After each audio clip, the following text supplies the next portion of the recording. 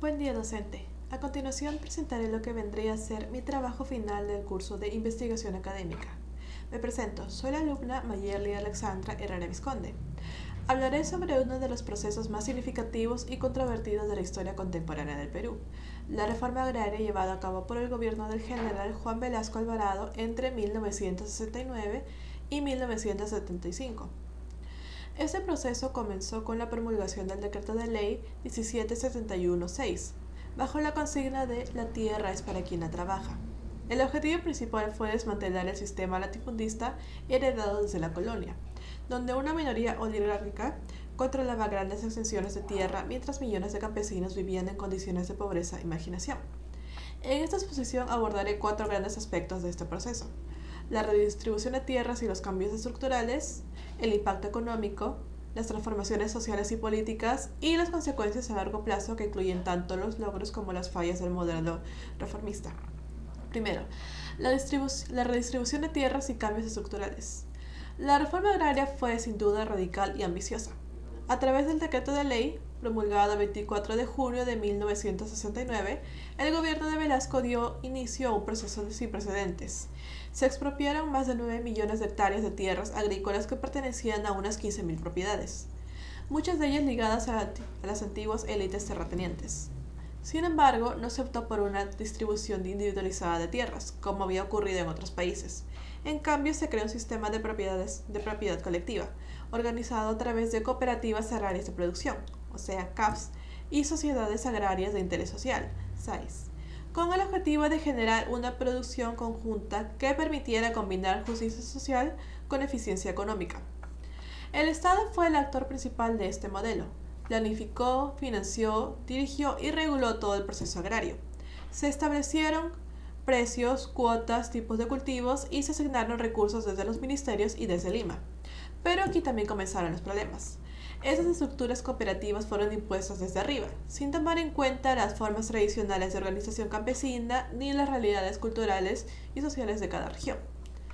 Muchos campesinos no comprendían del todo cómo funcionaban las cooperativas o no se sentían parte real de las decisiones. Esto genera problemas de gestión, burocracia excesiva y falta de sentido de pertenencia. Con el tiempo, muchas CAPs terminaron colapsando, demostrando que la redistribución de tierras por sí sola no era suficiente para garantizar un modelo exitoso. Segundo, impacto económico. Al inicio, la reforma trajo consigo una gran expectativa y entusiasmo. Por primera vez, campesinos que antes eran peones o trabajadores sin derechos accedían a la tierra. Fue un acto de justicia histórica. Muchos sintieron que al fin se les reconocía como productores y no solo como mano de obra barata. El campesino ya no trabajaba para un patrón, sino que se convertía, al menos en el papel, en socio de una cooperativa. Sin embargo, este acceso formal a la tierra no estuvo acompañado de las condiciones necesarias para mejorar la producción ni asegurar el bienestar económico. Las cooperativas carecían de capital de trabajo, tecnología moderna, asistencias técnicas y formación empresarial. Como resultado, en muchas regiones la productividad se estancó o incluso empeoró. Algunos cultivos se abandonaron, la infraestructura agrícola no mejoró y en varios casos las tierras no fueron plenamente aprovechadas. Además, los campesinos no alcanzaron la autonomía económica prometida. Dependían del Estado para casi todo, para recibir créditos, para acceder a insumos, para saber qué debían sembrar o cuándo vender sus productos. Esto generó una nueva forma de dependencia, ya no del hacendado tradicional, pero sí del Estado centralista y burocrático, muchas veces alejado de la realidad rural. En lugar de un campo dinámico y sostenible, se generó un sistema rígido y poco eficiente, que no logró transformar la economía agraria del país como se había esperado. Tercero, transformaciones sociales y políticas. A pesar de los problemas económicos, la reforma agraria tuvo un impacto social y simbólico profundamente positivo. Por primera vez en la historia republicana del Perú, el campesino fue reconocido como sujeto político y económico. Una de las frases más recordadas del general Velasco fue: "Campesino, el patrón ya no comerá más de tu pobreza". Esta frase representó un nuevo pacto social donde el campesinado dejaba de ser invisible y comenzaba a tener voz y presencia en el país. Se crearon espacios como las asambleas de socios, se promovieron campañas de alfabetización, se construyeron miles de escuelas rurales y se comenzaron a producir materiales educativos en lenguas originarias, como el quechua y el aymara. Esto permitió fortalecer la identidad cultural andina y reducir en parte la exclusión histórica que había sufrido el mundo indígena. También surgieron nuevas organizaciones sociales, como las rondas campesinas, asociaciones de usuarios de agua, federaciones agrarias, entre otras.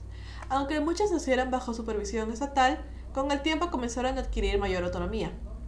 Incluso en un contexto autoritario y de control militar, el campo vivió una etapa inédita de participación política, organización colectiva y revalorización de lo propio. Cuarto, consecuencias a largo plazo y crisis del modelo. Con el paso de los años, especialmente tras el cambio del gobierno en 1975, el modelo de cooperativas comenzó a desmoronarse. El nuevo régimen, encabezado por Morales Bermúdez, inició el desmontaje del modelo estatista y redujo el apoyo al sector agrario. Muchas cooperativas se endeudaron, otras fueron abandonadas y gran parte de las tierras fueron parceladas informalmente entre los campesinos. Así se regresó al minifundismo, aunque esta vez con propiedad individual. El resultado fue un campo fragmentado con unidades productivas pequeñas, sin inversión ni soporte técnico, y con una sensación de frustración colectiva. Esto generó movilizaciones sociales en los años 80, con demandas por títulos de propiedad, créditos, infraestructura y servicios básicos. En algunas zonas, como en Ayacucho, el descontento campesino fue aprovechado por movimientos insurgentes como Sendero Luminoso, que usaron el malestar rural como base de su expansión. En conclusión, la reforma agraria de Velasco Alvarado logró romper con el poder de la oligarquía rural y reivindicar al campesinado como actor central, pero no pudo crear un modelo económico agrario eficiente, sostenible ni autónomo. Fue una reforma con grandes logros simbólicos, sociales y culturales, pero también con fallas estructurales profundas. Hoy, más de 50 años después, el tema sigue vigente. Las brechas entre el campo y la ciudad, el acceso desigual a la tierra, al agua y a los servicios, así como la falta de representación política en el mundo rural, son problemas que siguen sin resolverse del todo. Por eso, comprender el proceso histórico no es solo un ejercicio académico, sino también una herramienta para reflexionar sobre los desafíos actuales del desarrollo rural y la justicia social en el Perú.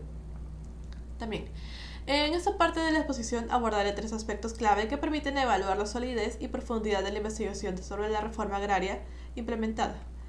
Voy a responder las siguientes preguntas. ¿Cuál es la relación entre cada argumento y la hipótesis planteada?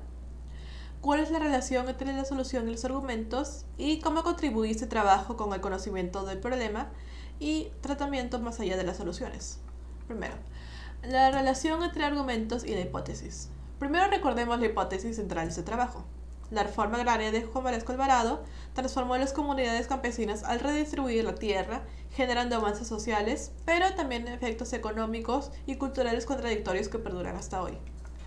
La hipótesis se desglosa en 3 partes: la transformación estructural a través de redistribución de tierras, los avances sociales y las consecuencias contradictorias a largo plazo. Por ejemplo, el primer argumento sobre la redistribución de tierras se relaciona con la idea de transformación estructural. Demuestra cómo se desmanteló el latifundismo y se creó un nuevo sistema de propiedad rural. El segundo argumento que aborda el impacto económico en las comunidades responde a la parte de la hipótesis que menciona efectos contradictorios. Aunque hubo acceso a tierras, la falta de recursos técnicos y autonomía hizo que muchas cooperativas fracasaran. El tercer argumento trata sobre los cambios sociales y políticos. Aquí se profundiza en los avances sociales logrados, como la alfabetización, la organización campesina y el reconocimiento del campesino como sujeto político. Finalmente, el cuarto argumento explica los desafíos y consecuencias a largo plazo, confirmando que, a pesar de los cambios, muchos problemas estructurales persisten hasta hoy. En conjunto, cada argumento refuerza y valida la hipótesis al abordar sus distintos componentes con evidencia histórica y análisis crítico. Segundo, la relación entre la solución y los argumentos planteados. En cuanto a la relación entre la solución y los argumentos, es importante destacar que el trabajo no plantea una única solución directa o técnica, sino que ofrece una comprensión crítica del proceso histórico como base para futuras soluciones. Los argumentos muestran qué aspectos funcionaron y cuáles fallaron. Se reconoce que la redistribución de tierras fue necesaria, pero también se señala que el modelo colectivo impuesto por el Estado fue poco participativo y técnicamente insostenible. La solución que se sugiere implícitamente es aprender de la experiencia histórica. Cualquier política futura debe ser más participativa, contextualizada, descentralizada y técnicamente viable. Los argumentos sustentan esta visión al evidenciar que los errores del pasado estuvieron en la forma de implementación, no en la intención de justicia social. Así, el trabajo no se queda en el pasado, sino que conecta la experiencia histórica con lecciones para pensar soluciones nuevas y más efectivas.